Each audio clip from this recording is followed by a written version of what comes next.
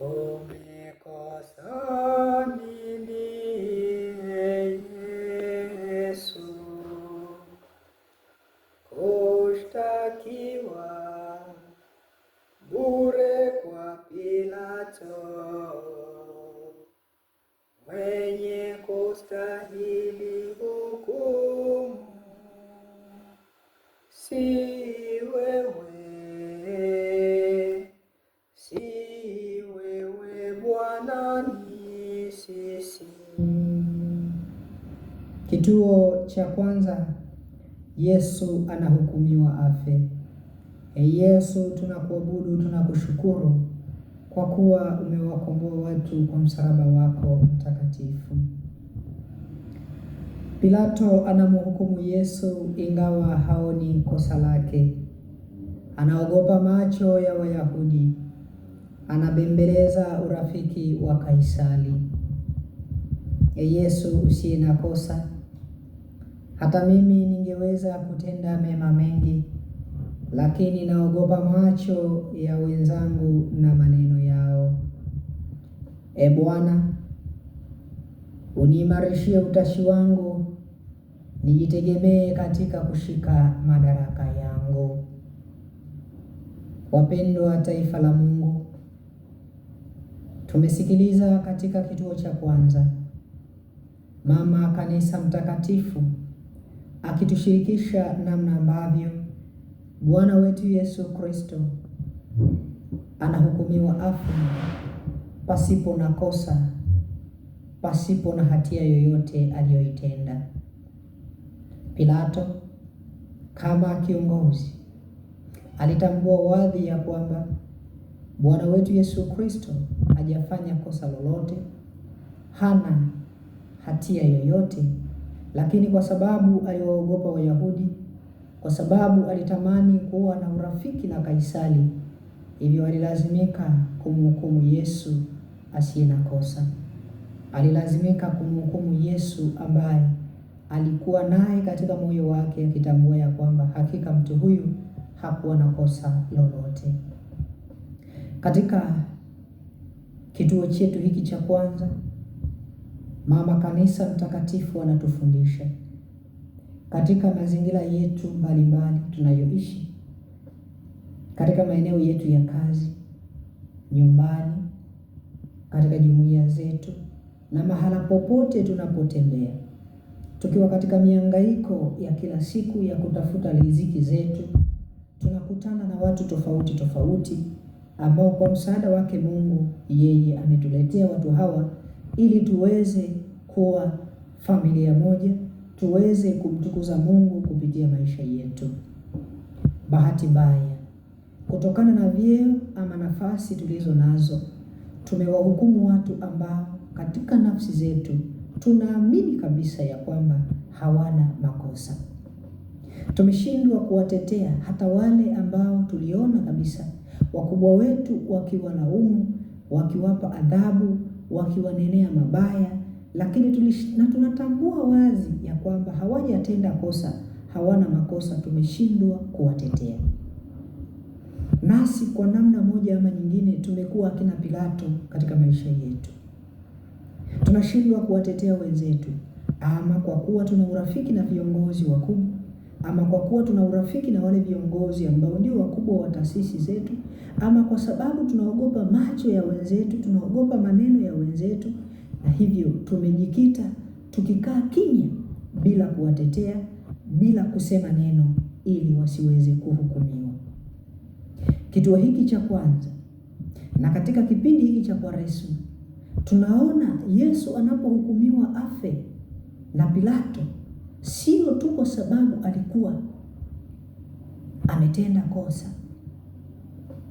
Wako watu wangapi tukiwa kama watu tuliopewa dhamana katika ofisi zetu, tumewahukumu watu kwenda jela, wakati tukikubali na tukiamini kwamba ushahidi unawaondoa si watu wenye hatia, lakini tumewahukumu. Ni mara ngapi tumeshindwa kuwatetea wenzetu?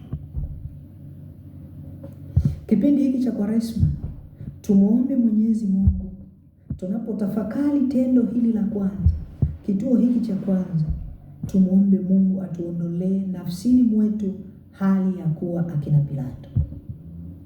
Tusiwe akina Pilato, tusiwahukumu watu wasio na kosa, tusiogope kuwatetea watu wasio na kosa, tusiogope kusimamia ukweli na haki ya wengine hata kama wanaonewa.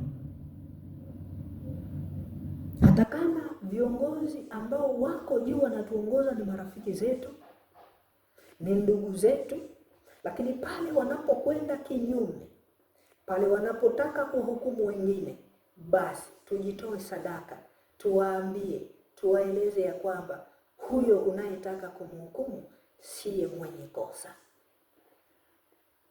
Pilato aliwaacha watu wenye makosa. Tunaangalia alimfungua Baraba ambaye alikuwa ni mwizi na mtenda makosa na mwenye makosa mengi, lakini akamhukumu mtu ambaye hakuwa na kosa. Hata katika taasisi zetu tunao watu wengi ambao kwao wanakuwa wana makosa, ndio wanaostahili kubeba adhabu hiyo, lakini tunawaacha na tunawahukumu watu ambao hawana hatia na hawana makosa. Kipindi hiki cha Kwaresma, kipindi hiki chenye mfungo mtakatifu, kama Wakristo tujitafakari, tujiulize katika mioyo yetu, katika nafsi zetu, katika maisha yetu, katika familia zetu tunazoishi, katika jumuiya zetu, katika kanisa letu, katika taasisi zetu mbalimbali, maeneo yote tunayozunguka kutafuta riziki zetu, watu tunaokutana nao, ni kwa namna gani tunajitahidi kuwatetea? Ni kwa namna gani tunajitahidi kutenda haki kwa wengine, ili wale ambao hawana makosa wabaki wakiwa salama? Tumuombe Mama Bikira Maria katika kipindi hiki cha Kwaresma takatifu aweze kutusaidia, ili kwa mapenzi yake sisi sote tuweze kumwangukia Kristo, tuweze kupata baraka za mfungo mtakatifu, na hivyo tuwasaidie wale watu ambao wanastahili. Tusiwe waoga, tusiogope macho ya watu, tusiogope maneno ya watu, bali tuwe imara kwa msaada wake Kristo. Tumuombe Mwenyezi Mungu atujalie utashi wa kutambua mema na mabaya, wa kutambua nani mwenye kosa na nani asiye na kosa, ili katika safari ya maisha yetu utashi ule utusaidie kuwa imara katika kuwatetea wengine na katika kumtumikia Mungu katika maisha yetu ya hapa duniani. Kristo aliye chimbuko, Kristo aliye msaada wetu, Kristo aliyekubali kubeba msalaba kwa ajili ya dhambi zetu, huku akitambua kwamba sio kosa lake, hakunung'unika.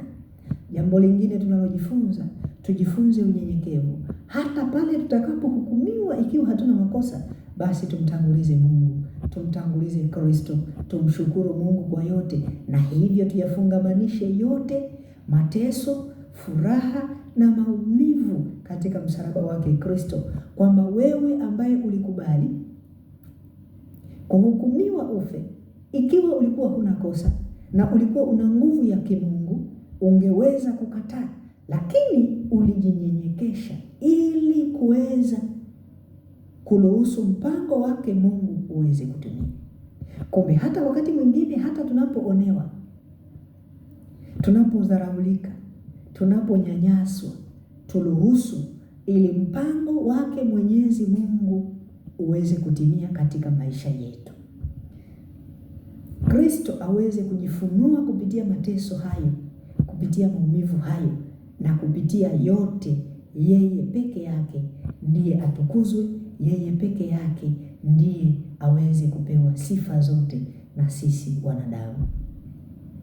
Ndugu zangu wapendwa, tumuombe Mama Kanisa mtakatifu ili tuweze kuchuma baraka na neema katika mwezi huu wa Kwaresma, katika mfungo mtakatifu.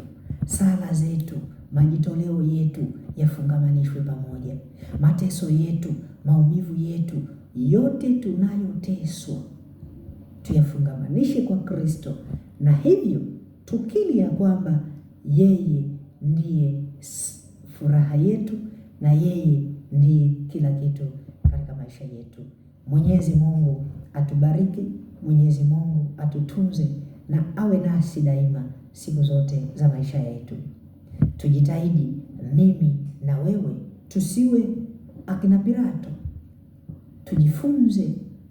Tujifunze kutokuhukumu watu, tuwatetee watu bila kujali marafiki zetu, bila kujali macho ya watu, bila kujali maneno ya watu. Tutende haki ili Mwenyezi Mungu aweze kutubariki. Na inapotokea mimi na wewe tumetendewa kinyume, basi tumuombe Mungu, tusali kwa imani, kwa matumaini, ili tujifungamanishe katika msalaba wake mtakatifu, na hivyo tuweze kumshukuru yeye. Ninawatakieni mfungo mtakatifu wa Kwaresma. Ambatana nami katika tafakari ya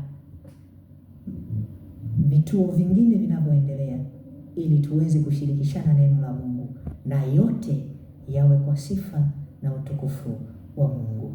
Tumsifu Yesu Kristo.